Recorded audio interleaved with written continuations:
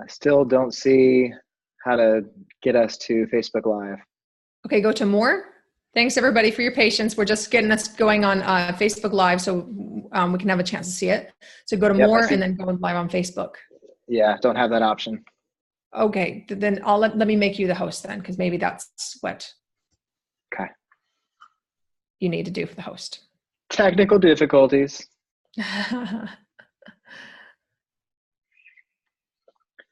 I should know this, but it's been done for me miraculously. I thought it was magical.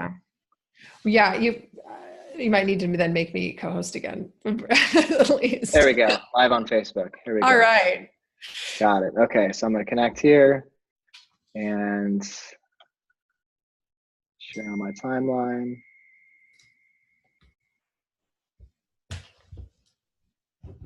And we are almost in business. Yeah. Well, as you're doing that, I'll just introduce the topic. So today we're talking about how to hire and develop an operations manager and fire yourself from the day-to-day in 2019. And Robbie has been so kind to invite me on to and kind of be picking my brain and interviewing me, asking some of these questions about these common questions that we're getting from agency owners for how to be able to step away from your multi-6, multi-7-figure agency and really unleash growth. And to do that, you really have to have a good, solid team in place, but not just the team, but having the person that's above your team that is really calling the shots, so that you don't have to, and so that you can really fire yourself from this monkey in the middle job. And this is something that we hear all the time, and that's what we're going to be talking about today. So Robbie, I see we're now live on Facebook. I don't see your face though. Yep, let's fix that. Let's do gallery view. If you could make me host or co-host, then. Our speaker. Yeah. Thanks everyone for your patience. Getting started. How do I make you host? Hi, Rob. You go to click on participants and then go to more, make host. Make co-host or make host? Make host. Okay. Or co-host, make co-host. Yeah. I just didn't want to lose the Facebook connection there. Yeah, perfect. Co-host, that's the right thing to do. Okay. Hi, Rob. This was probably a great relevant conversation for you, because I know this is a role that you've been looking at in the past. So welcome. I'd love to hear what questions you have about what you'd like us to cover as well. But Robbie I know he has a list of questions he's excited to ask me and to dig more into this. And I'll just go ahead and let you take it away, Robbie, once you have a chance to take your face off. Make your face apparent. Yeah, I was gonna say, why is my face not appearing still? Is that? I don't know, because it was before. So you're something. Stop video, start video. There we go. You got it. Got it. All right. Cool. Right. Okay. Yeah. So thanks for making the introduction, Mandi, for sure. And you're an agency thought leader and a coach, a member of our agency stable. We connected a good while back, and I'm anxious to go through these questions and go through this Q&A, because I know there's a lot of need when it comes to agency owners just looking to get out of the day-to-day of the operations and really have the ability to grow their agencies and take it to the next level. So I think a lot of the ground we're going to cover is going to address some key pain points for agency owners. And just a little background on me. I'm Robbie Berthum. I'm the CEO of Bull and Beard, and we are an agency collective of 500 vetted and vouched for agencies. So we match brands with agencies, and then we run communities like the agency stable to bring agencies together. We have another community for marketers and another community for founders. So really excited to get started with this. Mandi is the founder of Hands Off CEO and also the host of the Hands Off CEO podcast. And she works with agency owners to immediately free up 20 to 50% of their work week, and to focus on accelerating those profits, really build and empower leaders to run whole parts of the business without them. She's grown her clients' revenues by millions of dollars in sales, and has exited the day-to-day so they can scale growth or even sell the business. So without further ado, we'll jump in because we were running a little bit late to get started. And if anybody has any questions on Facebook or in the webinar, then let us know for sure. But there are a lot of different manager level titles at an agency, Mandy. And what exactly do you mean by operations manager? That's a great question because, I was just on a call with us earlier in one of my masterminds, and one of the things that came up is that there's this tendency for CEOs to overtitle their people, and I sure see this all the time where you have this company that's like, $500,000 in gross revenues, and they have like a COO, and I'm just like, you don't have a COO, and just like, that sort of thing. But so let's talk about what that really is. So a lot of companies are not actually ready for like a chief operating officer, for example, but at some point you want to grow into that, but you're not ready for that. And when I talk operations manager, a lot of people might use a different term for that. They might have they might call it a business manager. They might even have an account manager that kind of does more operations. A lot of times the project managers do a lot of operational type of work. Same thing as assistants.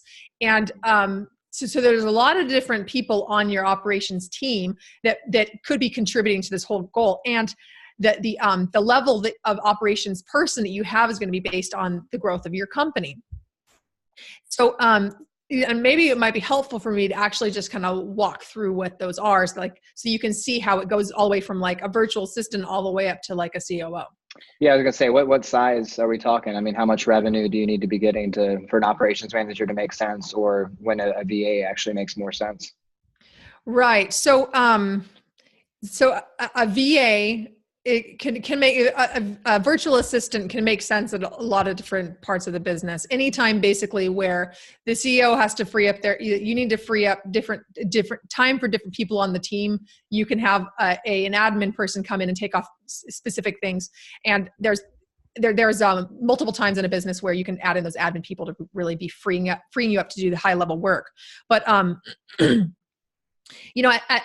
the six-figure mark is kind of where you might have that. And a lot of times in agencies, they actually they'll be hiring the doers before they'll hire like an admin person to help them, which is really unfortunate because sometimes I'll be talking to agency owners and one of they're the one who does the sales, and maybe they have like, high six figures or low seven figure company, and they have all this work to do, and they're doing all this admin work. I'm like, what are you doing some of this admin work? And that can be very simply fixed with just getting an admin assistant, even if they're just a 10-hour part-time person, to be taking those things off of your plate. So you can actually, first of all, it gives you the mental bandwidth to actually grow and feel that space to grow. Yeah. But the other thing is it actually frees up your time so you can go out and sell, right? So that's like, so on the first level, you have like, some kind of assistant, could be an executive assistant, and then the next stage up oftentimes is a project manager, and they can grow into a project manager too, by the way, if they have the right training for it. But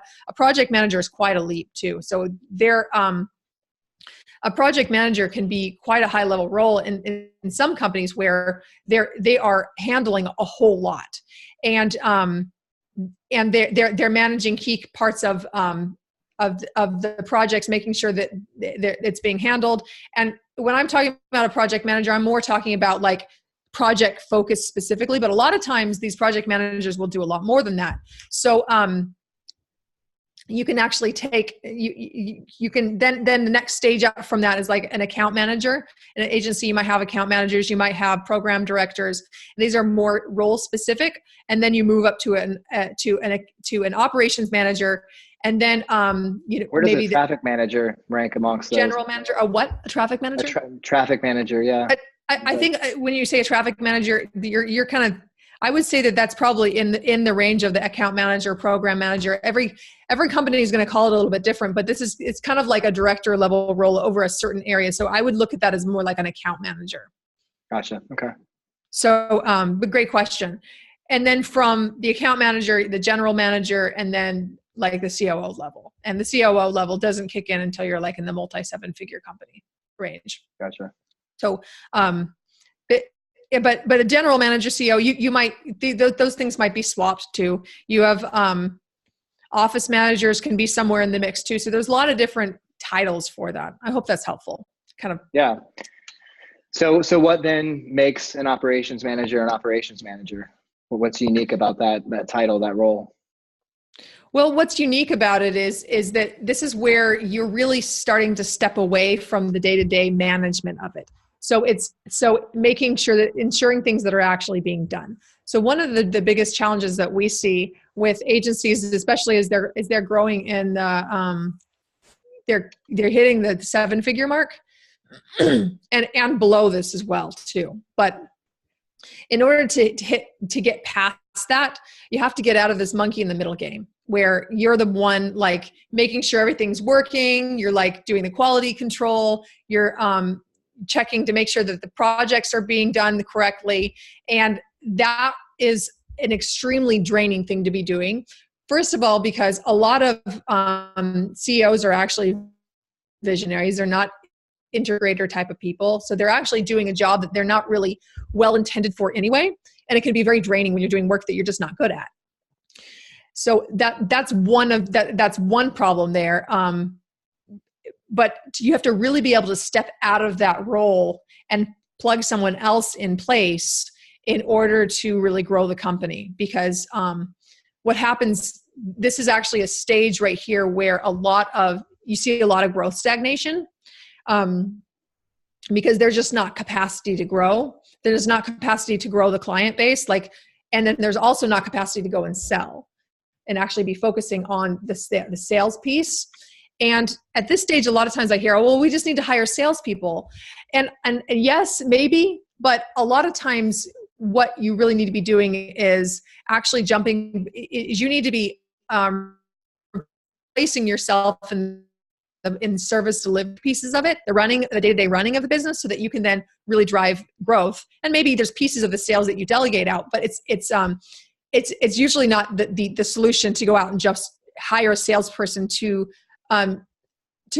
replace you as a salesperson who, if you're really effective at selling, and even if you're not really effective at selling, it tells you that you need to develop your sales process if you have any chance of it actually being successful with a salesperson. I would think from my experience, agency owners are typically best at selling themselves and selling their agency than a salesperson that they bring in, and oftentimes have a really hard time developing a sales playbook and bringing on, the right staff to actually make that effective. In terms of outbound sales, especially, that's a huge challenge. So it does make a lot of sense to, free up more time for the agency owner to spend on sales and business development, because they're in the best position to actually to make the sale and to close the deal. So that makes sense. And kind of reverse logic. I mean, you think, okay, well, go to sales when operations, and freeing up time is actually a way to go. So specifically, what size agency should you be before you start considering an operations manager, and how common is it for an agency to have an operations manager? Okay. So when you're looking at what size needs to come in, so no matter what your size is, you need to have some operational person. And that's why looking at, what I just shared before with like, all the way from like assistant level all the way up to the COO, like there's steps in between that. So looking at where and this is going to be a little bit different based on the structure of each company and the roles that they need in it. But no matter what stage your agency is at, I'm talking about past 6 figures here, because before that it's just like so early startup. There's nothing even like we can't make some generalizations about that. We're just not even talking about that right here. So, but what you want to be doing is start building out some of the operational pieces so if you're not ready for that role yet, that you can start building and developing them. So, an operations manager, I find is really helpful. At least $500,000. You at least you need to have an operations manager at that point. Sometimes earlier, particularly, I would be developing one earlier than that for sure. And you also want to be looking at the opportunity cost. I've seen some agencies that are around $300,000 a year, for example, that need to be putting an operations person in earlier, and that might even just be you're hiring a higher level, you're hiring a project manager that has the skills and expertise for you to develop them into an operations manager. And that might take a year or two process. And that's one of the things that we're doing for one of our, or we have done for one of our clients as an agency.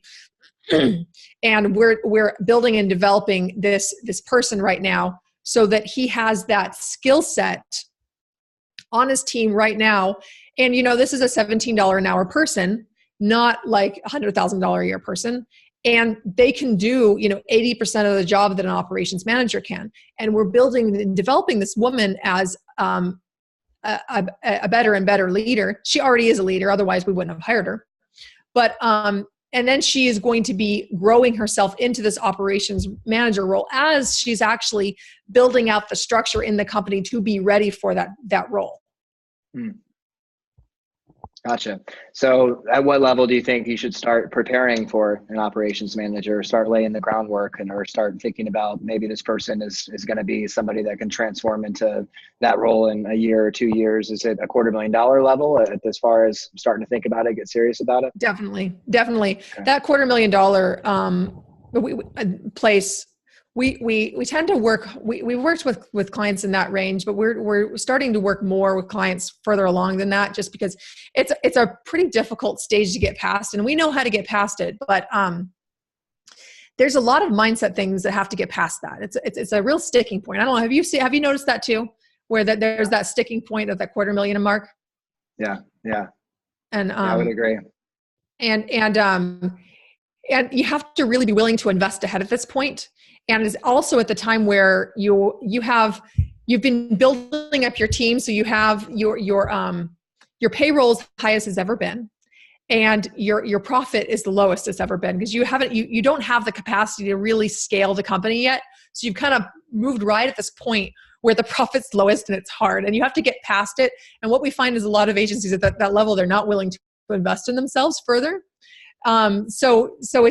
So if you're at that point, they just kind of stay stuck there for years sometimes. And it's kind of tragic. Do you think it's fear? I mean, fear is what's holding them back, because they just feel like, well, I'm too close to the edge and I can't get that too close. I can't maintain that they're just not seeing past the dip and past, getting, beyond that boundary, beyond that revenue number.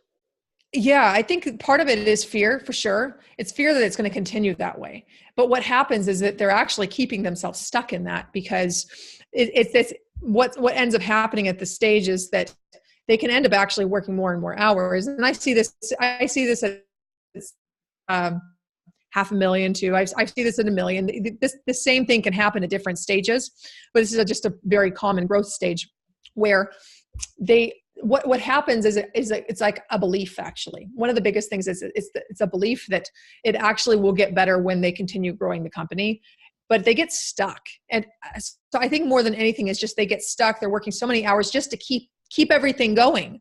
And a big problem that I actually see, and it's maybe not even, I don't even know it actually is fear. The fear is always an element to it. We all deal with it, right? Every stage of growth, you have to constantly, to grow your company, to be an effective entrepreneur, you have to the fear is always there, and you just have to learn how to just like lean into it and keep moving. Just keep moving. And that's what makes entrepreneurs successful or not, is like whether they're going to feel the fear and do it anyway. And that's a key point where they have to decide that too. But the reason why they actually can't move forward more than anything else is that they're not properly financed to scale the company. So they're trying to scale the company before they've actually leveraged. So they haven't actually built in place a higher profit margin so that they can actually afford to hire the people to replace them. So then they can go out and actually grow the company. Gotcha. Okay. How does an agency owner know when they're ready for an operations manager beyond revenue numbers, beyond, what we've discussed as far as getting to a certain level? How do they know that this is the right time? And I'll use an example. I'm friends with a small agency owner that has a few staff, had more staff at once, downsized a little bit, really was looking to invest in sales and business development, hired an account manager that was also going to be, kind of groomed to help out on sales and biz dev. But I also then see the agency owner struggling on the operations side and just constantly working in the business where he's never free to truly get to the next level and grow and, make things happen. So I think he's at the level where he could benefit from an operations manager just because of what I've seen from the outside in. But what would you say? I mean, when are you ready for an operations manager? Well, like I said, you're ready for some kind of operational staff that they can free you up. So even if it's just an assistant, finding someone who can free you up. So start somewhere. Yeah, so start somewhere. What I always look to do is find more time, and that's not even just, sometimes it's hiring people to help you with that. But we walk through this process, find time now process. And if people listening go and download my roadmap, handsoffceo.com/roadmap. Jen, if you can type that into the chat box, that would be good. And then also on Facebook, if we're able to. So it's handsoffceo.com/roadmap. And in this, there's actually like how you can find 10 extra hours per week. And it's not, it's not always required to hire someone to actually do that. So you first have to find that time to actually be going out and selling, to be able to bring in the work that actually can bring in the money to hire those people. That's part of it. The other part of it, to be ready for it, you have to have your business properly financed to scale. So let me talk about, I mentioned that before, but let me talk about what that really looks like. Because some people think that you need to go into a lot of debt for this to be able to scale the company. But like, if you have to go into debt to scale your company, the problem is that your revenue model is broken, and that you're not profitable enough to really finance it. I'm not saying there are never reasons to go in the invest ahead in your company. There certainly are, particularly when you are you're bound from being able to sell, because of, if you hire this one person that 3 months from this time, because of your sales cycle is 3 months, if you start selling right now, you'll be able to bring in $50,000 more in business. Like you are throwing money away by not going and hiring this person. But really what I'm talking about here is like when people try to fix the problem of there not being enough money in their business by going and borrowing money, that's the wrong mentality completely. What we need to do is then look at what is it going to take for us to increase the fees so that it will immediately increase the profit margins considerably. Because anytime you increase the fees, all that extra money that you increase, that's complete pure profit, cream right on the top, because you've already covered your expenses, right? So what we want to be doing is looking at to really have an operations manager be effective in the company. You have to be really clear on what your actual offer is for customers. Now, when you have when you're working with dozens of different kinds of or full of different kinds of clients, if they're all over the board, and something different for each one, and you're offering different services for each one, then this fully custom agency, that what ends up happening is that it requires you to be constantly coming in and doing custom work for each one of these clients. Or you have to go and hire really high level strategists in your company to do a big bulk of the work. So what you need to be doing is fine-tuning, so finding where your agency sweet spot is. And so looking at what is the one type of client that we work for, what is the one type of problem that we solve, and what is our one type of solution. And especially if you haven't reached $1 million yet, you have to really do this. And once you're in the multi seven figures, you can add more to that, but you really need to focus on this. And it doesn't necessarily mean that you don't ever serve those clients or even keep them on board. But what is important is to be clear on what are we actually selling? What are we selling? What are we delivering? If you're not clear on that, then you're going to have an operations manager coming in and be like, what are we even doing here? It's all custom. How do you train someone like that? The thing is, you can't. And that's why the owner oftentimes stays in as the project manager for so long, because it's not defined. And by defining it too, the other great thing that happens is that it allows you to be really clear on, this is the kind of outcome that we provide. And then instead of going and offering offering your services to a wide range of clients, now you're offering it just to the top 20%. And the top 20%, those are the ones that you can get the very best results for. So you're looking at solving $1 million problems, for example, instead of solving like $100,000 problems. So, and when you go after that, when you have a compelling message, I'll just throw one out that I was using an hour ago, that we add 10 extra new clients to law firms every month, or we add $500,000 of business for law firms, or something like that. You're now moving to you've moved away from this like commodity level, which the industry, I don't know if you've yeah, I mean, from a positioning marketing perspective, I mean, to me, it's a no-brainer, because even as a matchmaker, if I'm looking to connect a brand with an agency, what's going to make the tuning fork go off every time is a specialist agency, is a very narrowly focused agency that says we do not only digital marketing, but specifically SEO, specifically for law firms, as you said, or for another category. And the more specific it is, the more compelling it is. And I think the easier it is for them to develop a sales strategy that is scalable and repeatable and can work for them. And as you said, as you grow and scale, you can get into other categories and diversify capabilities and that sort of thing. But certainly tremendously effective from my perspective on the marketing side of agencies and service-based businesses, that having that narrow focus is going to work to a much bigger degree. And I could see how, from an operations perspective, if you have that narrow focus, it gives you more focus when it comes to documenting those processes and building a system out of it, so that you can, like you said, put in place the right people that can grow things from an operations perspective, versus, this is a cluster. There's just stuff going on everywhere. And I see a lot of small agencies in particular operating like that, operating just in chaos and just kind of taking whatever comes through the door. And, we make a stance, we offer this capability, this category, but, they're lying. I mean, needless to say, they're taking on anything they can to fill the cookie jar. And what's happening is they're forgetting about opportunity costs, and they're filling up the cookie jar with all these cookies, not realizing all the great opportunities and the profitable opportunities that they're turning down because they're scared. They're too fearful to kind of place a flag in the sand and say, this is where I want to be. This is how I'm going to position myself. So I totally agree. I love that. That's a really good point. Have you found that the ones that really have put the flag in there, have you found that they've grown faster? Tremendously, yeah. And those are the agencies, again, that we tend to work with the most, because when we take them to whether it's a funded startup all the way to a Fortune 500, there's going to be strength around the specialist perspective, the specialist positioning, and less fear. And I think in B2B purchasing decisions, fear is one of the biggest factors. And particularly when you move higher up into Fortune 500s or high 6, 7, 8-figure deals, fear is a big part of the equation. And so part of my job as a matchmaker is to reduce that fear.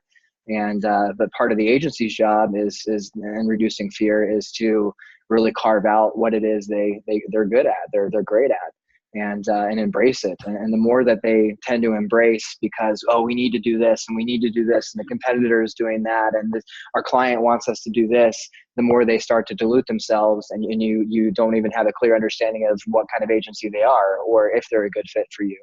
Or if you're a Fortune 500, you say, well, I don't want to hire them for digital marketing because they don't specialize in my category, or they're not, I'm looking for pay-per-click, for example. And pay-per-click is just one of the many things that they do. They do everything when it comes to digital marketing. And I want a specialist in that area. And I'm seeing even the larger companies just want specialists and gravitate towards those. So, and what I'm hearing from what you're saying more than anything else is that, because you're targeting quality prospects, that they have budgets, they're not price conscious so much, and they're willing to spend money for the right service. Would that be accurate to say? For the most part, yeah. I mean, it's surprising. I was talking to a Fortune 100 yesterday, and she was joking that that essentially divisions of these Fortune 100s are sometimes like small businesses when it comes to their budgets and how they run things. So it does vary. I think there's most of what we deal with, obviously, we're going to vet the budget and make sure it's reasonable and make sure that there's money there to spend and they're educated marketers, because that's important from a matchmaking perspective to bring that kind of quality. There's a lot of uneducated marketers that have hardly any budgets out there, but frankly, they're a waste of time. And for the agencies in our collective, I wouldn't even bother bringing them to them, because I wouldn't feel like I'm doing the right thing for their business, because they might perceive it as, oh, it's an opportunity. It's another $5,000 or another, 10 grand or whatever it is. But it's really not going to get them to where they want to be, just based on, that trajectory and based on that kind of core conviction around their positioning. And that's where I find, again, I see a lot of agencies say we're this, but then when it comes down to, talking to them on a sales call, they become, we're whatever you want. And I don't think a brand client, a prospect, I don't think that they like that. I think that they respect, agencies that really take a stand and say, this is who we are, and we can be confident about it. And maybe we're not right for you. And if we're not right for you, maybe we can, refer to you to an agency that is right for you. And there's something to be said for that level of confidence on a sales perspective. So. Yeah. Well, and so, a couple things here that those who are putting the line in drawing the line in the sand, saying this is who we work with, they're attracting higher quality clients. That they're able to attract higher quality clients who want the specialists and are willing to pay for that, because it increases the likelihood that they're going to get a good return on investment. And, whenever companies, brands that are talking to agencies, and the agency owners say, well, we're whatever you want, like some conversations to that effect, they run like hell away from them, because those are the kinds of companies that run into huge quality issues as they scale. Yep. Because what happens is that and this is also why at that $250,000 mark that there's a big stopping point, because they haven't figured out how to replicate themselves. So if and I don't want to just keep focusing on this, because we end up working with more in the 7-figure range anyway. But if the agency has not figured out how to extract the owner from the service delivery, then they will not be able to deliver high quality results every single time, unless the owner has their hands in it all the time. And that's where you end up with the owner working more and more hours to grow the company, which what percentage of time should an owner, what percentage of time should an agency owner be spending on service delivery and operations? It depends on the size of the company. And we have 4 different levels of hands-off CEOs, like level 1, level 2, level 3, and level 4. Level 4 is when you have your company that runs and grows without you. So another name for that is a cash cow. It's the cash cow that you can sell, but once you have it running and growing without you. Is a car wash. I love car washes. Little plug for car washes. Great businesses, cash cows. But just made me think of car washes, because that's my lifelong dream, is to buy a bunch of car washes and retire. Not a glamorous business, but the cost of goods on a car wash is ridiculous. So. Well, yeah. So where were we just talking about? I kind of got off when I got car washing. Yeah, sorry, I interrupted you with car washes. No, cool. The four levels of companies. Yeah, 4 levels of companies. Thanks for that. So so that when you build this cash cow out of your agency, then you probably don't want to sell it, right? Because it's like, who wants to sell an asset like that? Your car wash you're talking about, right? And I have some clients who have been able to get to that point in their agency, but most of them, they want to run the company because it's fun for them, right? And so what we're looking at is they probably want to be like at a level 3 or but level 1 hands-off CEO is when you're 80% out of it. So you're 20% of your time might be focused on the strategy work, but 80% of it's done by your team. And how you get to that point is you have to put together, what we're talking about, the secret sauce, and really understanding where your focus is, and being able to sell that. And then what we do is put together a service management blueprint, so that you actually have your team be able to develop that, and you can have your project managers to help you develop that, and you can have the rest of your team actually develop that with you. And it's a really great tool to help develop them into better leaders too. And then that will advance you to a point where you're working like 95%, when your team is like running 95% of the service with you, and where you're in the 5, maybe just doing high level quality control.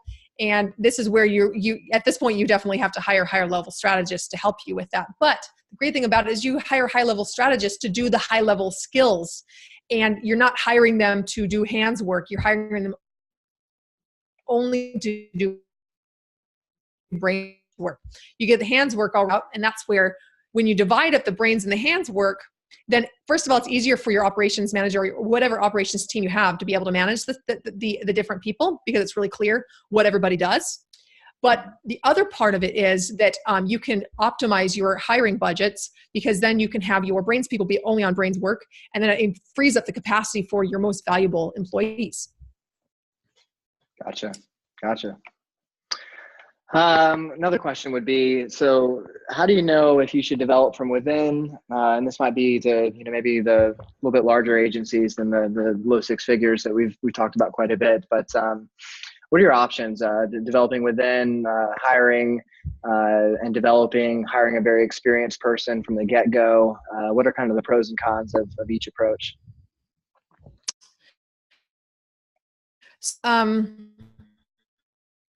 I think it's great when you can develop someone within. It's always great when you can do that, because you have time over time. And if it doesn't work out, I mean, you still have them as a great employee within the role that they're doing.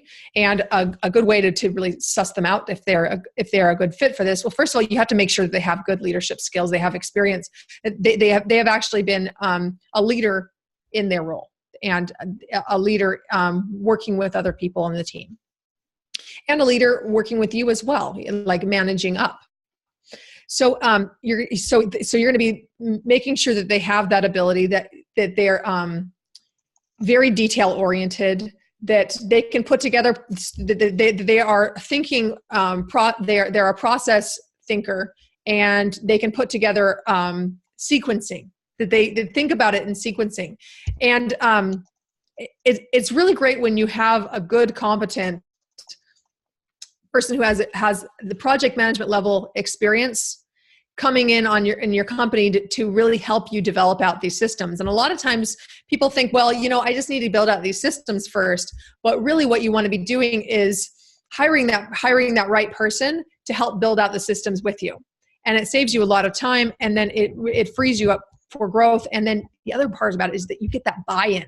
When you have your team build out the infrastructure for you, with you, then you get that buy-in that you don't get if you paid a consulting company to come in and document all your processes, which some companies do that. And I think it's a total waste of money. First of all, it's very expensive, but you also don't get that buy-in from your team. So you're also missing out on a huge opportunity for operations, for your staff to be developed and to step up, and really for you to train them to be hands-off, for you to train them to be resourceful. Got it. And did I get that whole question there for you? Yeah, I think that's good. How is training an operations manager different from other roles in your company, and how is it different for service providers like agencies specifically? So yeah, how it's different for service providers is that it's that you don't always have a linear sequencing. So you have to really have someone who can deal with a lot of contingencies and is excellent with that. And when you are developing this person, a lot of people think that their skill set's the most important part, but it's not. The most important part is actually their softer skills, their ability to lead, their ability to work with people. And you absolutely must have them be a certain type of really anal retentive, analytical person, but at the same time, not too anal retentive, because they need to be able to work with people. So when I'm looking at hiring someone, and I think we might be best to end this in 5 minutes, so we don't make it go too long. Does that sound good? Another 5-10 minutes sounds good. Sure. Yeah. Okay. So so one of the things that that I see though is an inability to work with people and also the systems. And when you're hiring someone, when I screen through applications, I watch out for people that are too IT focused because they love the systems, right? But they don't love the people so much. And you need to have someone who does both. So it's actually quite a difficult role to find and to be successful with, because they have to have both aspects of that. And it's not an easy person to find, I will say. Love it. Okay. Let's see. I'm going to make sure any important ground doesn't get covered. One question would be, how can you fire yourself from the day-to-day and make sure that quality doesn't slip up? If that's a fear of agency owners in particular, of quality being affected by making this move, what would you say to that? Yeah. So here's the thing, is that this is such a huge jumping point, and that this is actually one of the reasons why a lot of people come and work with us, is that they have let go of it in the past, and it was working okay, but what was happening is the quality, they stopped getting testimonials from those accounts. And that's what one of our clients it's told us this, and he had no problem selling. He can sell all day long and keep the business going, but very difficult to keep capacity. It's really important to have that service management blueprint to really understand, first of all, when will projects go off the rails, right? When are they going to, when are they most likely to fail? And then what can you do to prevent that? And then for each project, and this is going to be specific and individual, because what you want to be doing is looking at, like, what is the 80% that we can be, that we can rinse and repeat, do over and over again, right? And it might be kind of like Lego blocks, where you're like building it together, but you have individual pieces that you can make into something totally custom. But really, what you're doing is customizing. It's customizing. It's not totally custom. So you're putting together this project plan and saying, at each stage, what are we expecting to happen? And in the earlier stages, the owner is going to be helping with putting together these detailed project plans that really helps the team be able to manage things without them. That's like an investment that's worthwhile. And as you're getting your operations manager up to speed, as you're getting your project managers up to speed, you can train them on how to do that as they are understanding better. But really, that comes down to some of the strategic work. So even if you are doing some of that strategic work and helping put together those plans, it's still really good time spent, and really to predict what we need to see at each stage. And then your managers managing, like, are we hitting these marks?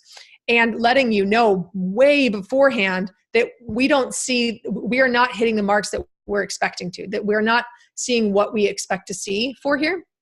So, and then bringing a solution that, like, I think that what we need to be doing is changing this audience and changing the copy here. And this is what our suggestions are. Do you agree?